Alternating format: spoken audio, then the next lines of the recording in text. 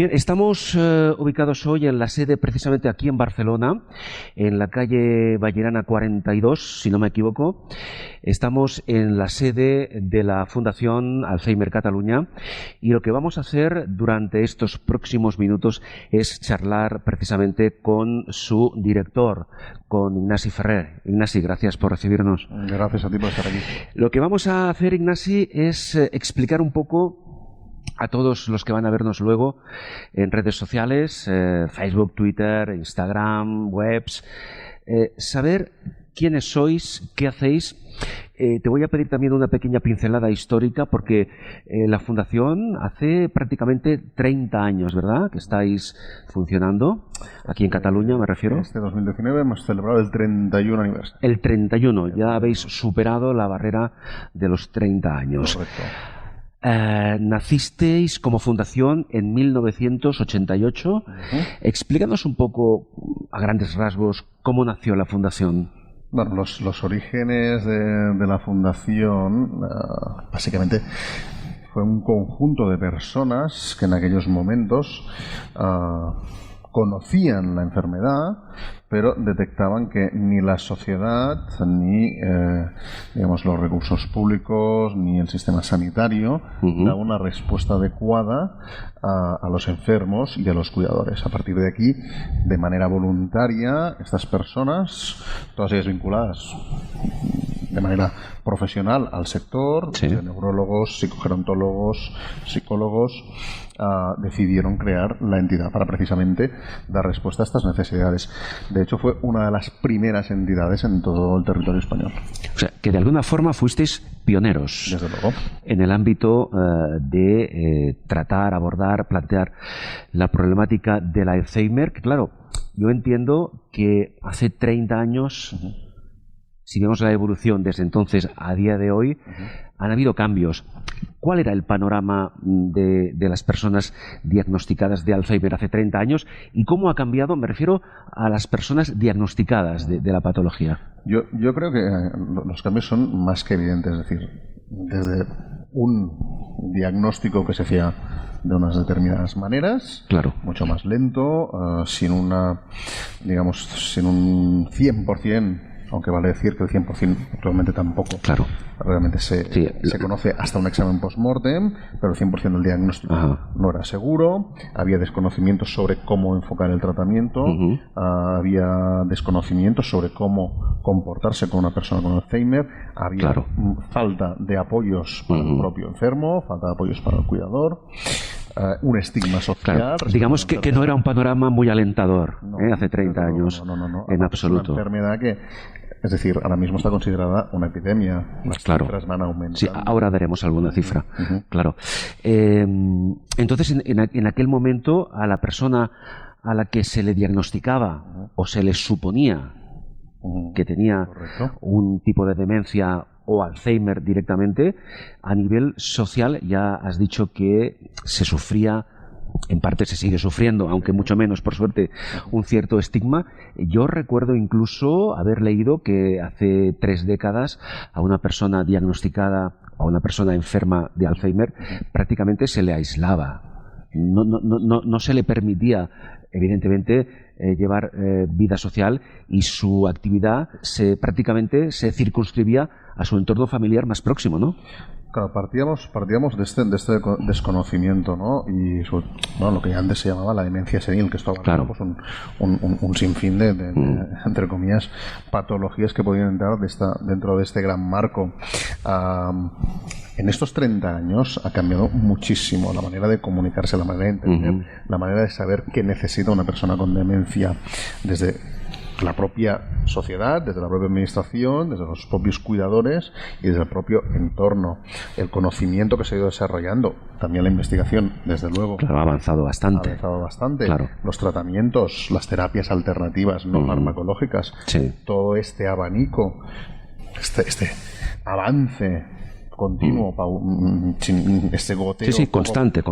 Sí. Nos dan, es decir, estamos en una situación de mucha más empatía, de mucha más humanidad, de mucho más conocimiento de lo que teníamos hace 30 años. Porque lo que hay que significar ya, Ignasi, desde buen principio, es que la Fundación Alzheimer Cataluña, ahora lo abordaremos más a fondo, su filosofía fundamental es trabajar para que la persona, hoy día ya sí podemos decir diagnosticada, durante todo el proceso de su enfermedad se sienta atendida, se sienta apoyada, reciba ayudas directamente como enfermo diagnosticado, también a través de los cuidadores.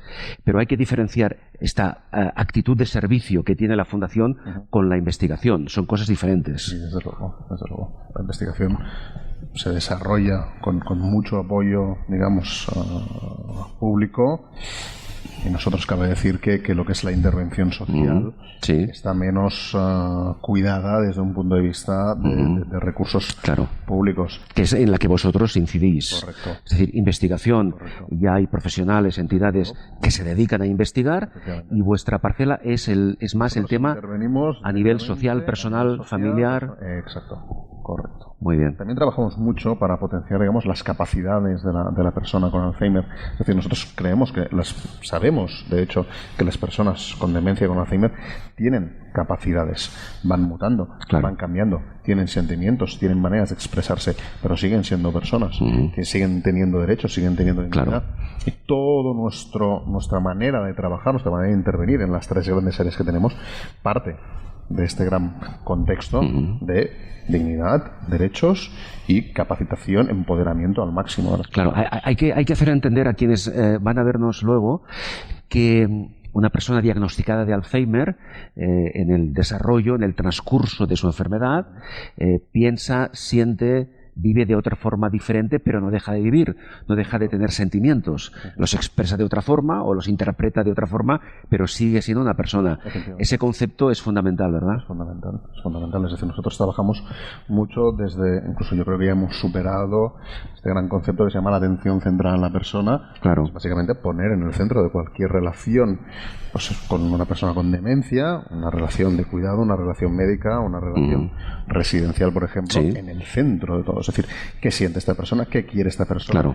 ¿Cuál eran sus intenciones de cara a su futuro? ¿Cómo le gustaría vivir sus últimos días, por ejemplo? En fases ya terminales, y a partir de aquí construir un modelo para que esta persona siga viviendo. Esto es una gran ventaja porque actualmente, como tú acabas de comentar, por suerte, cuando se hace un diagnóstico precoz, la persona diagnosticada puede decidir lo que quiere que ocurra cuando llegue a la fase final de su patología. Hace unos años esto era impensable, por lo tanto eso nos da una capacidad, un abanico de posibilidades increíble. Era extremadamente raro. Es decir, había un desconocimiento sobre, por ejemplo, los planes de voluntades anticipadas, sobre todos los temas legales, es decir, qué voy a hacer yo a partir de ahora. Claro. Empiezo a perder capacidad evidentemente, de gestión de mi propia vida. Me refería en el sentido de que ahora, si tú ya tienes un diagnóstico, sabes lo que va a ocurrir. Hace 20, 30, 40 años no tenías un diagnóstico, por tanto no sabías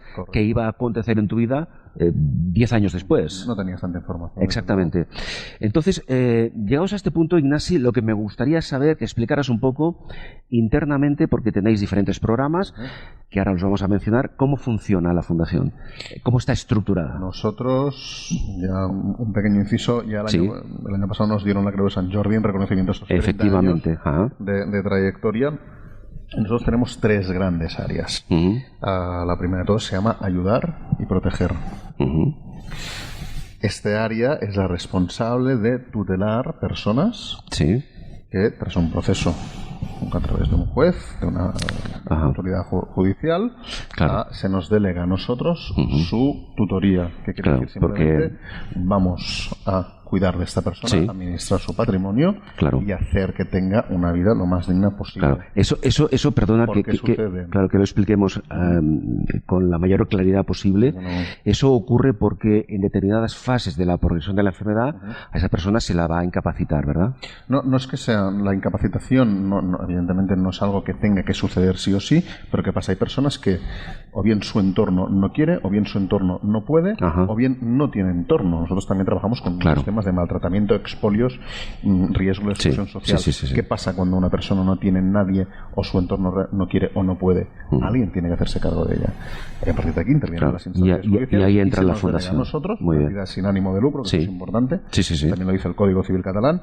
Solo las entidades sin ánimo de lucro puedan hacer esta tarea. Nosotros nos ocupamos de su bienestar. Bien. Este es uno de los programas, pero tenéis más programas en los que estáis trabajando. Háblanos de ellos. En este, como inciso, en Persona y Familia hemos tutelado casi 1000 personas durante estos 30 años. Ajá. El segundo gran bloque, digamos, es formación y consultoría. Que entraría, pues, todo lo que hemos comentado anteriormente, de este concepto que nosotros tenemos, de lo que tiene que ser la atención y el cuidado de una persona con demencia, con Alzheimer. Trabajamos con profesionales, trabajamos con entidades, con empresas, residencias, etcétera, etcétera, del sector, para cambiar el modelo de atención a estas personas. Formamos a los cuidadores profesionales para que sepan cómo reaccionar, para que sepan interpretar, para que sepan comunicarse con esa persona. Porque el papel, Ignasi, del cuidador es el eje central, es básico. No podría hablarse de una atención, digamos, personalizada a un enfermo de Alzheimer sin el papel que juega el cuidador. Evidentemente. Y el cuidador tiene que estar formado. Y, bueno, desafortunadamente no todos los cuidadores del sector tienen las capacidades suficientes, los conocimientos profesionales, las capacidades. Es decir, es una formación especializada. Sí, desde luego, desde luego. Nosotros hacemos, por ejemplo, un tipo de formación que solo podemos impartir nosotros en España, un sistema que se llama DCM, en el cual se creó en la Universidad de Bradford, en Inglaterra, y somos los únicos que podemos impartir este tipo de formación.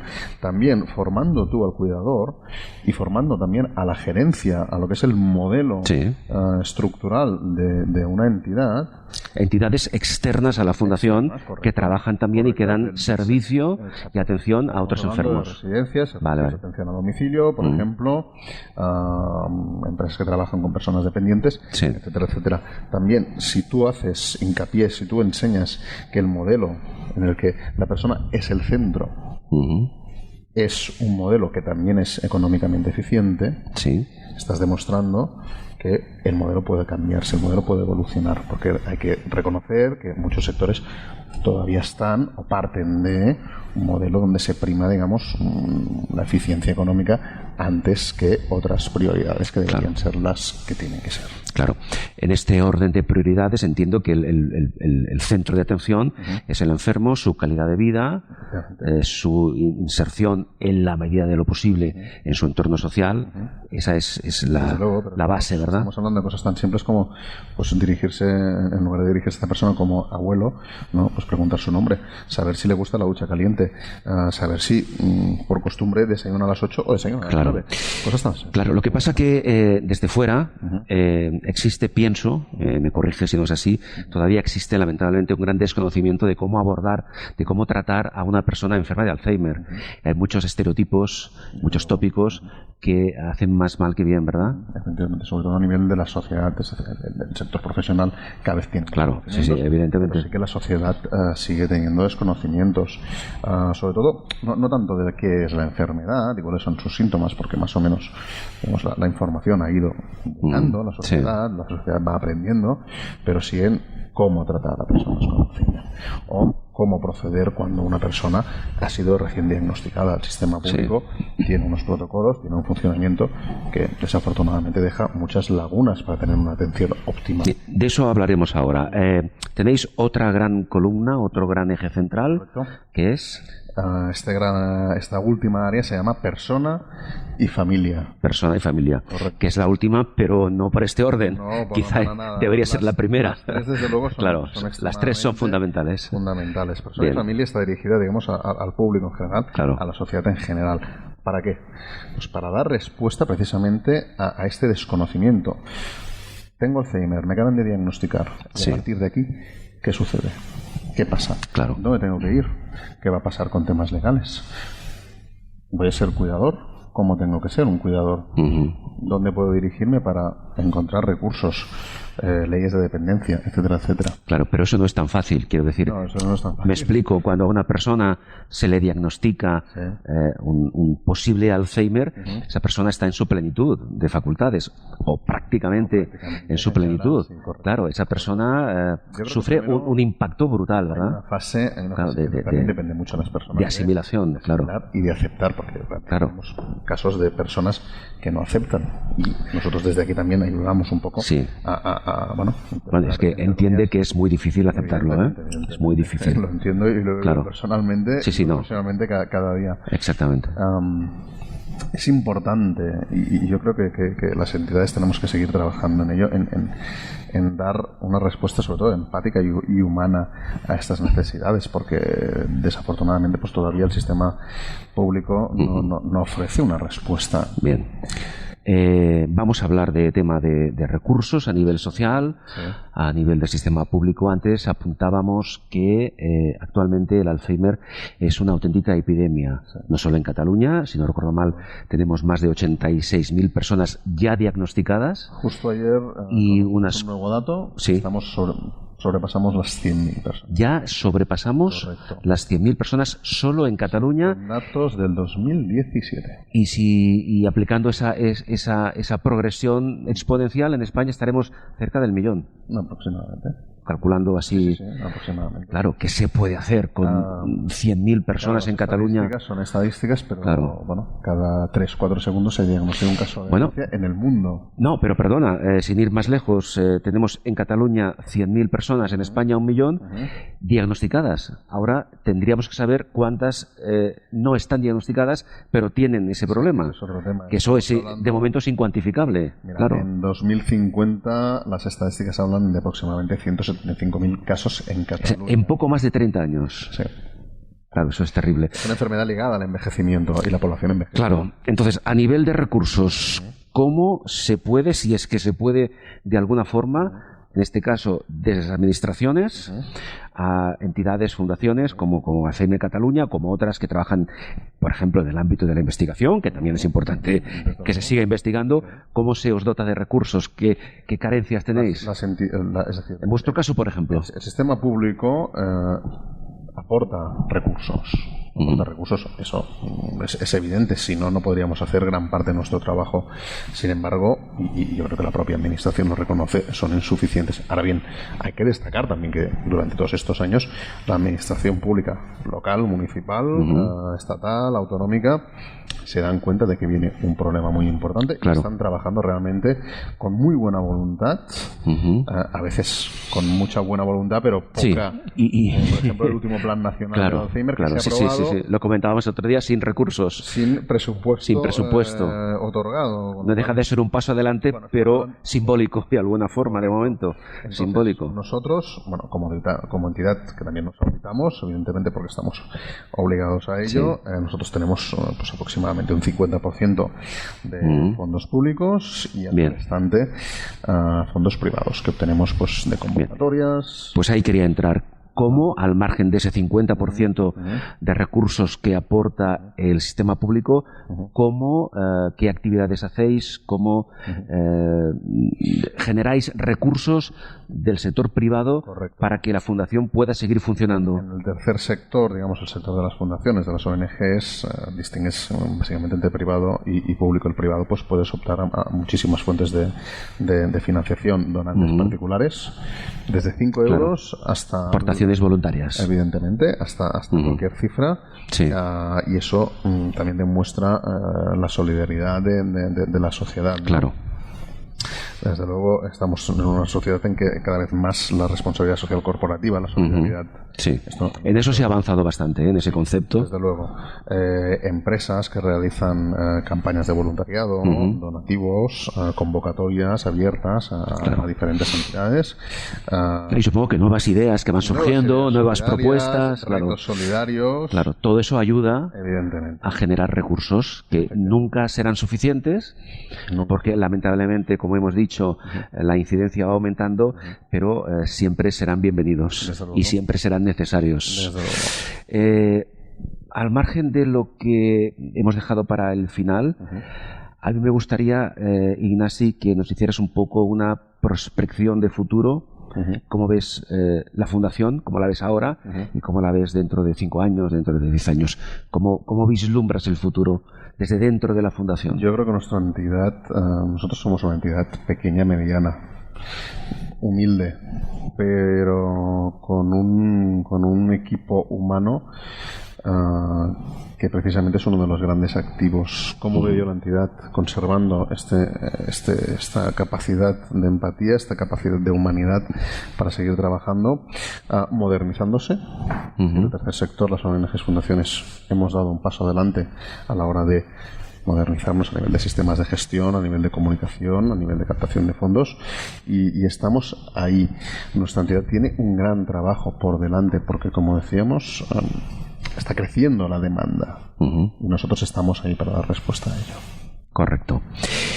Y vamos a concluir dando, Ignasi, una información práctica en el sentido de que cualquier persona, cualquier familia que tenga un miembro diagnosticado, a quien se le haya dicho que tiene Alzheimer, que esté desorientada, que no sepa dónde acudir y que precisamente quizá a raíz de vernos ahora en las redes sociales quiera acceder a la fundación, ¿cuál es el protocolo? Es decir, ¿qué hay que hacer? ¿Qué debe hacer una persona afectada o qué debe hacer su familia para acceder a los servicios de la fundación?